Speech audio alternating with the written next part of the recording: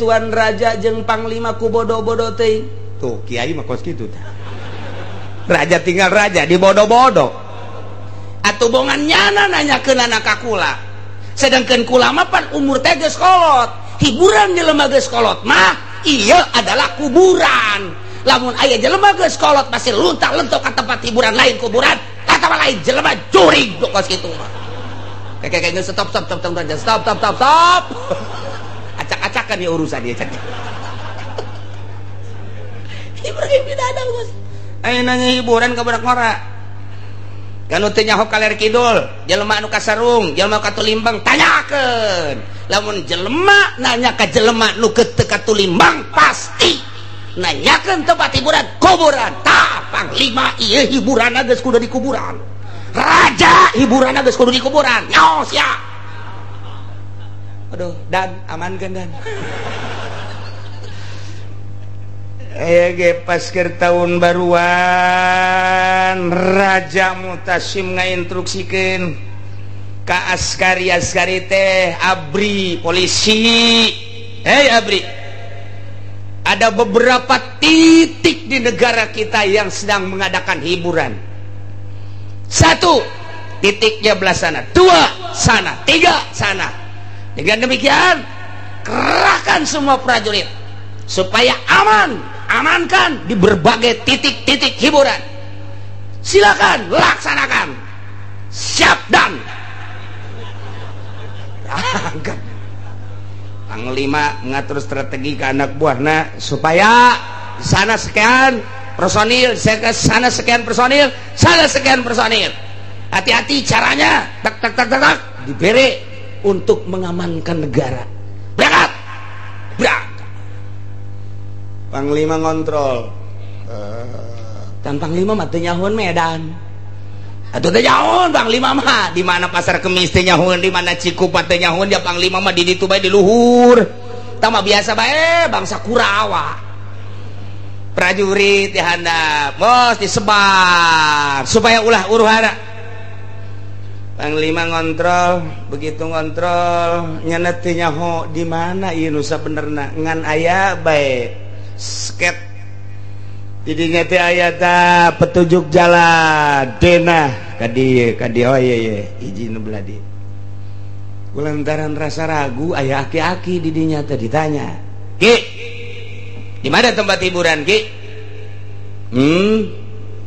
Tempat hiburan di mana ya, Ki? Ieu kan tahun baruan, Ki.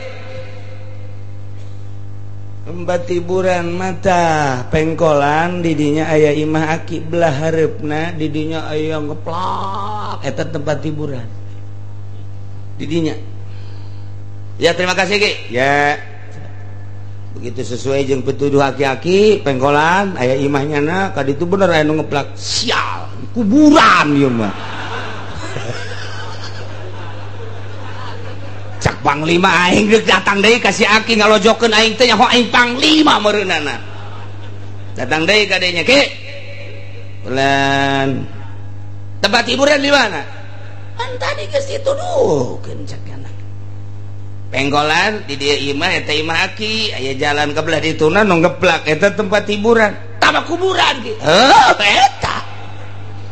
Tempat hiburan masa kuburan. Cak jana etalah tempat hiburan nu paling indah. Nikmat lamun geus ka kuburan, sangkilang di luhurna ge geus jimat komo ka handap. Ngaco si Aki. Manya kuburan tempat hiburan. Sakali deui Ki. Kula ieu adalah Panglima keur ngatur strategi untuk keamanan geus dibagi sekian personil. Nah kula ieu teu nyaho ieu jejak arahna ieu ka mana ieu tempat hiburan cabat Ki di daerah dieu eta tempat hiburan ulah macam-macam Ki kayak ditampilin kugu eta buaplok. Alhamdulillah cak si Aki kayak makarak ditampilin alhamdulillah cak Panglima kuat amat nih jelema ya kencak warisian. Ki, tempat hiburan di mana? Eta di tiga. Tampilin deh kayak jogel. Alhamdulillah. Di talian si Aki. Tapi di jero hatena mah ieu si jelema bener apa lain. jeung ulama talain. Lamun kiai ieu asuh aing bahaya ceknya lain. Aya pikiran mah kos kitu aya. Polisi abri ka kiai mah aya bae sanajan galak ya tetep bae aya. Sebab dianggapna kiai mah deket ka Allah kecuali Kiai Golkar. Kalian gunyana diseret dibawa ke istana. Laporan Tuan Raja. Ya. Eta sa, aki-aki. Jaga kena hudang. Begitu hudang, wow, raja langsung nangkep. Wah. Cak panglima aing ya bahaya. Cium tangan raja. Oh, kiai. Wah, bener baik. Silakan. Cek Tuan Raja, buka. Tuh benar. Asana nasi baing mah ieu mah geus. Diturunkeun ka jero. Dibuka. Dihormat ku Tuan Raja. Didieukeunana di tempat tamu anu istimewa. Wah, tempat tamu naon gitu penggede. Nyana di luar kieu nasib asana aing mah kumaha meureun. Aduh, tapi pan aing mah nu jelas mandek laporan bae ke Tuan Raja. Dan ya mangga Tuan Raja. Nyaon teh ieu? Henteu. Ieu Kiai Ibrahim bin Adham. Kiai di negara urang teh ieu. Dek nanya naon anjeun ka dieu? Urusan Islam, urusan iman, urusan ihsan ieu kiaina. Kunaon kumaha dina? Coba ka dieu laporan, kunaon mantak dina? Nyana ngahinakeun abdi. Kunaon mangahinakeunana? Abdi pan ditugaskeun ku raja titah ngatur strategi keamanan ku abdi entos disebar beberapa personil ke berbagai tempat-tempat hiburan supaya aman. Ayo. Kula kebeneran kontrol teh nyaho di daerah eta teh di mana tempat hiburan ngaranna ge pan abdi mah di luhur bae keur ngontrol anak buah. Nanya kaki ieu tempat hiburan di mana dituduhkeun ku nyana kuburan. Bener Kiai nuduhkeun kuburan bener. Pan atuh Kiai bisa nuduhkeun tempat hiburan ka kuburan lain tempat hiburan masih. Tuan Raja jeung panglima ku bodo-bodo teh. Tuh Kiai mah kos kitu tah. Raja tinggal raja di bodo-bodo. Atuh bongan nyana nanyakeun anak kula.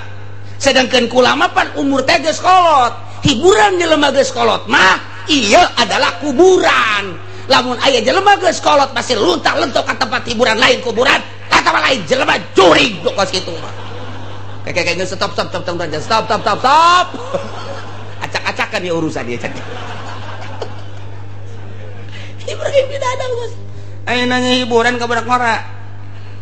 Kanu teh nyaho kaler kidul, jelema anu kasarung, jelema katulimbang tanyakeun. Lamun jelema nanya ka jelema nu teu katulimbang pasti nanyakeun tempat hiburan kuburan. Tah panglima ieu hiburanna geus kudu di kuburan. Raja hiburanna geus kudu di kuburan. Nyos ya. Aduh, Dan, amankan Dan.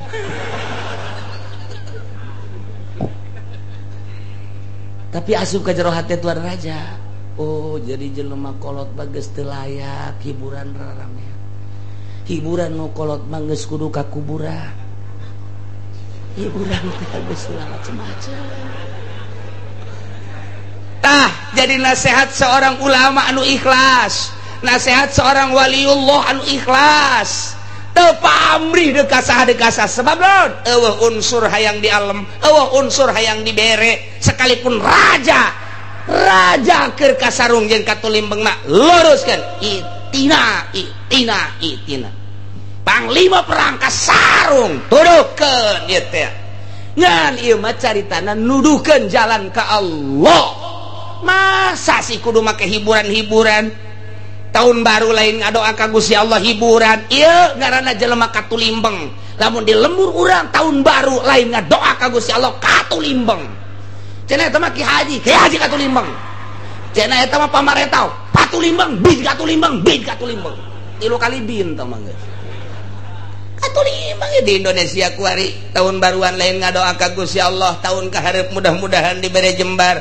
jembar segala rupana urusan rezeki kahirupan sehat dan lain sebagainya ditingkatkan ibadah lain ngadoa kos kitu hiburan. Nah di Indonesia teh camat mun ngayakeun hiburan tahun baru camat Katulimbeng, lurah mun ngayakeun hiburan lurah Katulimbeng bin Katulimbeng bin Katulimbeng bin Katulimbeng bin Katulimbeng bin Katulimbeng bin Katulimbeng bin sabaraha bin eta Katulimbeng lain cakula cak Ibrahim bin Adham dina dongeng supi na kos kitu ulah Katulimbeng cenah hirup mah atuh geus kolot mah tah hiburan teh ka kuburan cek Raja Mu'tasim teh ke maksudna ka kuburan teh hiburan kumaha he dek geus kolot mah dek ka mana deui mun lain ka kuburan sedengkeun di kuburan kapanggih jeung Allah kapanggih jeung nikmat kubur. Di dunia mah urang kuari salat, di kuburan mah teu kudu salat. Di dunia mah urang kudu maca Quran, di jero kuburan mah teu kudu. Di dunia mah kuari kudu puasa, di jero mah geus teu kudu. Berarti kan urang teh terhibur di jero kuburan teh ku kaindahan-kaindahan kuburan. Tah nu geus kolot tah kudu boga pikiran kos kitu, Raja. Amankeun. Bahaya ieu mah. Ngamuk bahaya nu kos kitu. Cek Raja Mu'tasim Kiai geus lah ulah loba omong ku imah dibere bingkisan bae nya bahwa ka imah geus ulah loba omong hiburan mah hiburan atuh kami anu karolot di dieu geus teu kudu hiburan mama mah di itu di imah bae geus naon dia bingkisan naon hah gede apa leutik itu kan pun gede leutik ya leutik teu hayang aing teu beli mobil teh mah kos Fortuner tah kan bloon eta ge kos gitu tah tapi Ibrahim bin Adham haram kura nganasehatan raja nganasehatan panglima kudu nyokot hadiah haram beusi nasehat kula diojol jeung nasehat jeung hadiah haram kula mah kuari ulah coba-coba nasehat kula diojol jeung hadiah kula titik kula mah dek balik bae lantaran kula ka dieu diseret kula seret deui ka ditu ulah jagur raja ulah aya tuh banyak seret deui sakumaha aslina bae kula mah geus pokona henteu ieu mah nek dibawakeun kuda nu pangbagusna dianterkeun ka panglima sadiakeun kuda teu hayang lantaran ngahormat teh kuari teh lain ti awal sebab kuari mah geus jauh bahwa ieu teh kudu dihormat ai kitu mah berarti rakyat teh rakyat lu teh dikayahokeun ku raja mah tilok dihormat raja bloon wah malik deui bae ka aing mun dek kahormat dek nu wau ngaran-ngaran raja hormat tuh kos kitu mah ieu bagus kanyawan karak dihormat dek kanyawan teu dihormat atur rakyat nu sejen meureun bahaya geus cak raja gesak raja tuh gara-gara sia si panglima amalaya ieu nasehat cek kana gas kula mah hadiah moal diojol nasihat kula jeung hadiah dek dipersilahkeun make kendaraan bagus teu hayang ka ulama mun teu daek nyeret kula mah dek lempang bae balik ka ditu henteu kula mah dek wah kajen teh disadiakeun kendaraan bagus tetep lantaran awalna teu bagus ieu lamun awalna dihormat kemudian dipapageun balik lagi dipapageun oh masalah kula mah geus moal robah tapi awalna ieu kos kieu geus sayang kula mah ulah balik kula mah wassalam tinggal raja bae jeung panglima sia-sia cie atuh kula mah teu ya di jalan kapanggih deui jeung wakil panglima stop berani-berani jelema cumplang-campling kieu ka istana mah teu meunang didatangan ku jelema cumplang-campling kieu kudu make bintang minimal bintang 7 puyang-puyang sia nya nama cicing saya abdi hamba Allah aya ngaranan sa hamba Allah bae sakali deui awas sakali deui awas hiji dua katilu teu ngajawab nu bener nista maja utama sikap teu nyaho ye wakil panglima saya abdi hamba Allah talian deui Kalian diseret di ke istana. Lapor. Ya, cek Tuan Raja. Abdi mau sakitan. Saya teberes si jelema. Coba udangkeun, begitu datang. Yo, kiai deui bae. Cak Panglima sia. Ka wakil kunaon diseret eta? Emang kunaon? Kagak balik ti dieu, nang nyeret aing. Aduh, cek Tuan Raja ke aya perihal naon deui, Nangtung. Dio ke. Lapar coba lapar tah. Kunaon ieu mantak diseret? Abdi menghormati Tuan Raja jeung istana sebab ieu keluar ti istana teu layak jelema kos kieu pasti ieu jelema edan. Wah. Ayo tetep kula untuk mengangkat martabat raja jeung istana demi bangsa jeung negara. Wah. Teu meunang sambarangan asup ka istana jelema cumplang camlinggit, tapi tetep kukula ditanya saha nyana ngomongna hamba Allah. Tanya kedua kali deui, saha hamba Allah. Cakula hamba Allah ge boga ngaran. Lamun teu ngabejakeun ngaran, kukula diseret dibawa ka istana laporkeun ka Tuan Raja. Tetep cak nyana hamba Allah. Ieu kan merupakan penghinaan. Masa hamba Allah bae. Kiai cek Tuan Raja kunaon atuh teu ngabejakeun ngaran kok hamba Allah bae. Eueuh deui nu pangmulyana cek Ibrahim bin Adam. Ieu adalah pengakuan hanya hamba Allah. Justru kula mun ditanyana lain ku macem panglima, mun ditanyana lain ku raja, mun ditanyana lain ku wakil panglima, kula ngaku kula ngaran Ibrahim bin Adam. Komo ditanya ku murid kula, komo ditanya ku rakyat mah, ditanya ku sasak kula ngaku Ibrahim bin Adam. Nu matak teu ngaku kurang nyana ngomong tidak tahu kamu ini wakil panglima, sombong amat. Untuk menghilangkan kesombongan pasti cek kula diseret deui ka istana. Tah titip cek Ibrahim bin Adam. Raja ulah ngarasa jadi raja, panglima ulah ngarasa jadi panglima, kakarak jadi wakil RT. Ya wakilnya anda sombong jasa. Kamu tidak tahu saya wakil panglima? Mana etika Islam apa kudu kitu? Rakyat tadi urusan ngaku panglima, rakyat tadi urusan ngaku wakil panglima, rakyat tadi urusan ngaku raja. Dekat kerajaan saha jurig. Tuh, jak raja pan kieu deui bae. Blabe ieu bae. Lepaskan deui. Cek wakil hampura Tuan Raja emang tadi geus di tes di dieu. Tadi sanu nyeret panglima tuh sia kan silih salahkeun panglima jeung wakil. Gas balik deh, balik Ibrahim bin Adam tinggal raja panglima jeung wakil.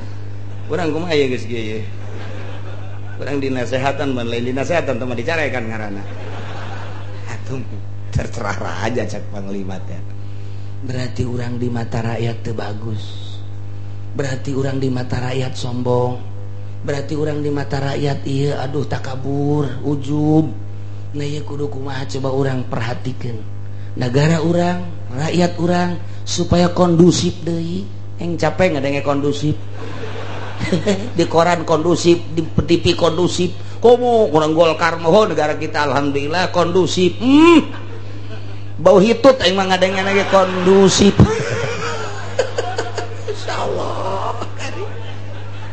Ayolah gara-gara tahun baru seperti eta instruksi Raja Mutasib.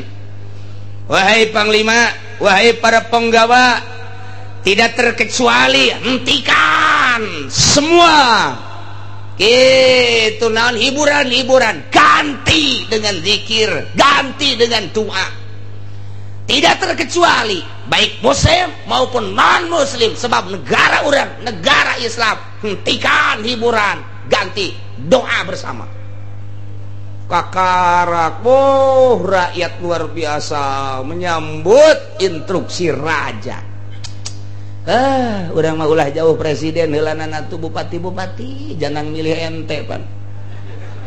Nyaputnya mahal kan eta nebusna maka sabaraha duit. Coba tuh nasehatan bupati anyar cek urang. Coba kita doa bersama, hiburan hentikan. Tek celi anjing datang gadaikeun. Celi kula mah ulah tuh. Jangan ente kan milih tah nasehatan atuh coba hentikan hiburan. Oh sekupna luhur teuing bupati mah camat bae coba nasehatan. Gocak camat kan di negara kita mah demokrasi, silakan semau-maunya aja. Wah berarti camat teu boga rel yang kos kieu. Babok abak ku rel nu kos. Coba nasehatan lurahna. Oh lurah deui keur kancolah. Mana atuh untuk mengadu supaya agama lempang ka lurah kos kitu, ka camat kos kitu, ka bupati kos kitu, mesti ka mana atuh ieu agama supaya lempang. Nah gitulah cerita di tahun baru Ibrahim bin Adham katangkap ku Raja Mutasim. Akhirna raja mah luluh lantaran nu nganasehatanana. Asli embung dibere hadiah, asli embung dianterkeun dipuja-puja. Istimewa lamun kos kitu dakwah teh. Mun teu diojol jeung pamere, teu diojol jeung hadiah, rapih dakwah teh. Nah ieulah keur carita itina lain eueuh pan sobat urang nu duduhkeun kana bener tapi geuninganan teu darekeun kana bener. Oh urang nasehatna ojol. Lamun nu ngundangna nu sugih nu bebereana gede buleudna. Lamun anu ngundang ka daerah mana ye? Daerah anu mah lain mah kadinya mah keur ieu ge 200.000 na naonan. Beak tekor atuh aing. Tak mal narima deui dakwah naon teh kos kitu teh. Nah, ieulah di negara urang teh bok-brok teh geus ti mimiti pedagang, pemerintah nomor hiji, pedagang, petani bok-brok ka kiai-kiaina bok-brok kabeh. Tapi urang masih aya kesempatan. Ja Allah mah Maha Ghafur narima soteh kapan kanu loba dosa. Urang sadar bahwa di diri urang loba salah, loba dosa. Pemerintah sadar ku dosana, pedagang sadar ku dosana, petani sadar ku dosana, karyawan sadar ku dosana, kiai santri sadar ku dosana. Mantak naon? Urang mulai lembaran baru di tahun baru. Urang mulai lembaran baru dimimitian ku doa ka Gusti Allah supaya hirup urang di tahun ieu leuwih bagus tibatan tahun nu kamari. Mantak naon? Nami-nami endek moal sia.